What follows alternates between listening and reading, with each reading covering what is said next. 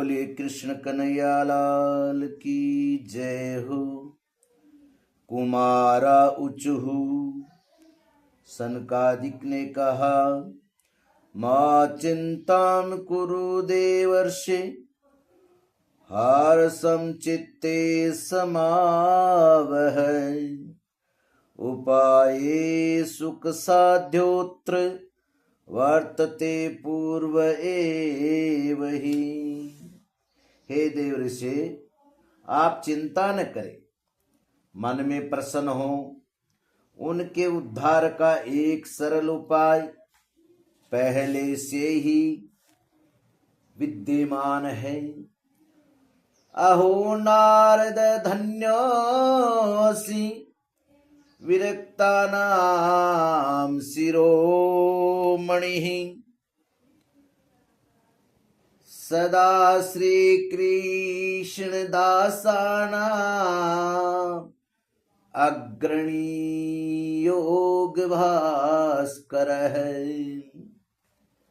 नारद जी, आप धन्य हैं, आप विरक्तों के शिरोमणि हैं, श्री कृष्ण दासों के शाश्वत पथ प्रदर्शक एवं भक्ति योग के भास्कर हैं। त्वयि चित्तं न मंतव्यम् भक्त्यर्थमनुवर्तिनि। घटते कृष्णदास से भक्ति संस्थापना सदा। आप भक्ति के लिए जो उद्योग कर रहे हैं, ये आपके लिए कोई आश्चर्य की बात नहीं। भगवान के भक्त के लिए तो भक्ति की सम्यक स्थापना करना सदा उचित ही है। ऋषि विभवो लोके पंथान प्रकटीकृताः, श्रम साध्याश्च ते सर्वे प्राये स्वर्ग फल प्रदाः।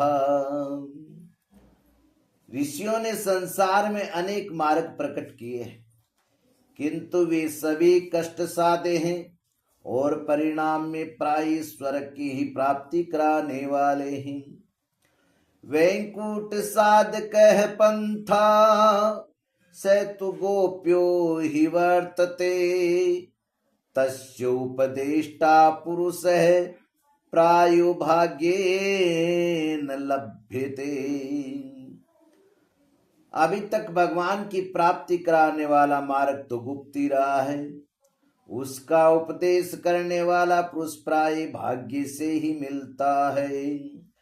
सत्कर्म एव निर्दिष्टम व्योम वाचा तु यत्पुरा, तदुच्यते शृणु स्वाद्ये स्थिरचित्तः प्रसन्नधीः। आपको आकाशवाणी ने जिस सत्कर्म का संकेत किया है, उसे हम बतलाते हैं। आप प्रसन्न और सत्ता हितचित होकर सुनिए। द्रव्य यज्ञा तपो यज्ञा योग यज्ञास्तथा परे, स्वाध्याय यज्ञान यज्ञाश्च ते तु करम विसूचकाः। नारद जी, द्रव्य यज्ञ, तपो यज्ञ, योग यज्ञ और स्वाध्याय यज्ञ, ज्ञान यज्ञ, ये सब तो स्वर्ग आदि की प्राप्ति कराने वाले कर्म की ही ओर संकेत करते हैं। सत्कर्म सूचको नूनम ज्ञान यज्ञ स्मृतो बुधई, श्रीमद्भागवतालापः सतु गीतः शुकादिभिः।